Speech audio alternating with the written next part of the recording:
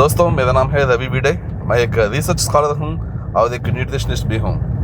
हिंदी मेरा मातृभाषा नहीं है, इसलिए मेरा हिंदी कुछ अजीब सा लगेगा। Please excuse me about that. अभी मैं मॉर्निंग क्लिनिक जा रहा हूँ और जाते समय टाइम सेव करते हुए एक वीडियो बनाने का प्लान किया है अभी। इस वीडियो में मैं वेजिटेरियन और नॉन वेजिटेरियन के बारे में बात करता हूँ, ऑटो इम्यून डिसीजेस के कंपेयर करते हुए। ज़्यादा से ज़्यादा मैं जब पेशेंट्स को देखता हूँ ऑटो इम्यून डिसीजेस से बीमार पड़े जो पेशेंट्स हैं, जो सोरियासिस के पेशेंट्स, रूमेटॉइड आर्थराइटिस के patients, myositis, ulcerative colitis, Crohn's, जब मैं देखता हूँ तो ज़्यादा से ज़्यादा लोग जो सीवियर सिम्टम्स से सफ़र करते हैं वो लोग वेजिटेरियन ही होते हैं। और वेजिटेरियंस को ये ऑटो इम्यून डिसीजेस होने का चांसेस भी बहुत ज़्यादा है। इसका कारण क्या है? इसका कारण ये है कि ये ऑटो इम्यून डिसीजेस किस लिए आते हैं। ये हमारे स्मॉल इंटेस्टाइन्स में फंगस की ज़्यादा ग्रोथ के लिए ये डिसीजेस आते हैं। जब हमारा स्मॉल इंटेस्टाइन्स में फंगस ओवरग्रोथ हो जाती है तब हमको ऑटो इम्यून डिसीजेस होते रहते हैं। तो वेजिटेरियंस में ये फंगस का ओवरग्रोथ क्यों ज़्यादा होता है? ये इसलिए जब नॉन वेजिटेरियंस होते हैं, जो नॉन वेजिटेरियन खाते हैं, वो नॉन वेजिटेरियन में ये फंगस नहीं होता है एक्चुअली। ये वेजिटेरियन जो खाने का चीज़ें हैं ना, उनमें एक्चुअली फंगस ज़्यादा होता है। जो वेजिटेरियंस है, जो सिर्फ वेजिटेरियन फूड्स ही खाते हैं, वो ज़्यादा फंगस वाले चीज़ें खाते हैं। अगर हम नॉन वेजिटेरियन से कंपेयर करेंगे तो वो एक कारण है क्यों वेजिटेरियंस ये फंगस का शिकार बन जाते हैं। और दूसरा और एक कारण है,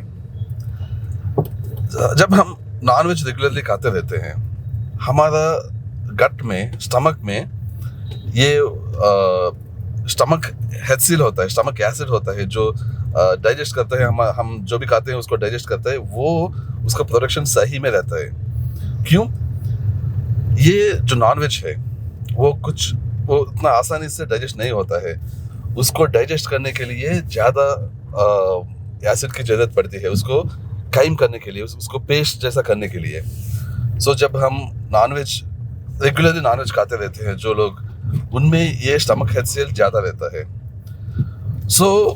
वो जो नॉन वेजिटेरियंस है, वो जो नॉन वेज के साथ वेज भी खाते हैं, उनमें जो फंगस रहता है वो वेजिटेरियन चीज़ों में, ये जो एसिड है ना, स्टमक एसिड, उस फंगस को हमारे स्मॉल इंटेस्टाइन्स के तरफ जाने का चांस नहीं देता है। वो फंगस को किल करती है, वो मार देती है।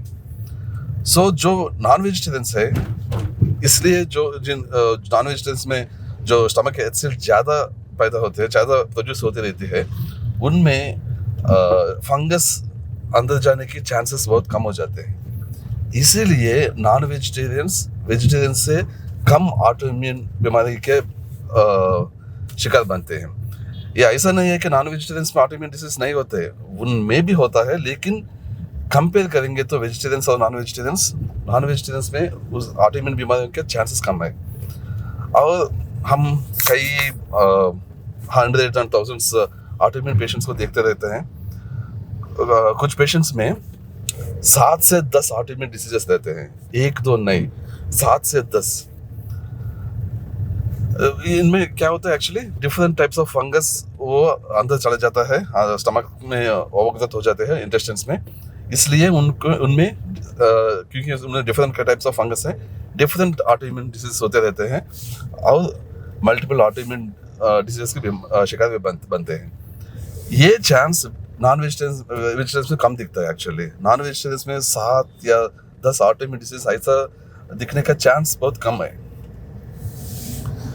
ये इसलिए सेम रीजन, जो ज़्यादा से ज़्यादा वेजिटेरियन फूड खाते हैं, डिफरेंट टाइप्स ऑफ फंगस उनमें उन फूड से उनको मिलती है, और डिफरेंट टाइप्स ऑफ फंगस और ये ईस्ट जो है वो स्मॉल इंटेस्टाइन्स में ग्रो होती है और उनको बहुत सारे ऑटोइम्यून बीमारी आते रहते हैं। सो ये है रीज़न।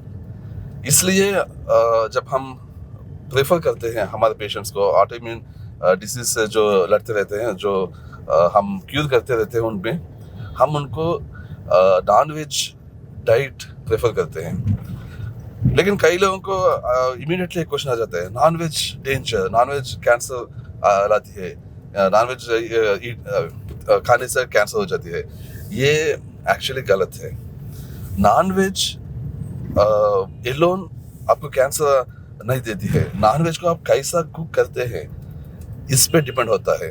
अगर आप नॉन वेज को डीप फ्राई करते हैं, या नॉन वेज को आप मिर्ची डाल के, या नॉन वेज को टैमरिंड डाल के, टैमरिंड को हिंदी में क्या बोलते हैं, टैमरिंड डाल के, या नॉन वेज को पेपर डाल के अगर आप पकाते हैं, आप करी या कुछ भी प्रिपरेशन करते हैं, वो डेंजरस है। अगर ये नहीं लगा के, ये नहीं डाल के आप अगर नॉन वेज को पकाते हैं, तो वो एक्चुअली मेडिसिन जैसा भी काम करता है। तो ये आपको ध्यान में रखना चाहिए। Non veg, same non veg, ये it can harm you, it can protect you. ये डिपेंड होता है आप कैसे उसको कुक करते हैं। ओके, अभी ये वीडियो को मैं अभी यहीं पे खत्म करता हूँ।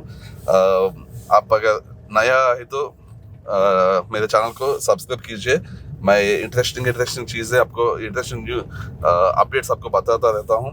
ऑटोइम्यून डिसीज के बारे में, डायबिटीज़ के बारे में, कैंसर के बारे में, और कई सारे बीमारियों के बारे में, और उनका इलाज के बारे में। क्योंकि थाउजेंड्स ऑफ पेशेंट्स को क्यूर करने का एक्सपीरियंस है मेरा।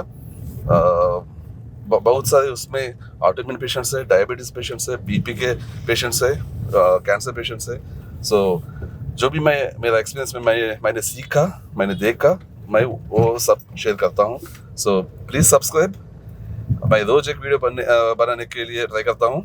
कभी कभी मिस हो सकता है, लेकिन रोज़ एक वीडियो बनाता हूँ। Thank you so much. I will catch you soon. Bye.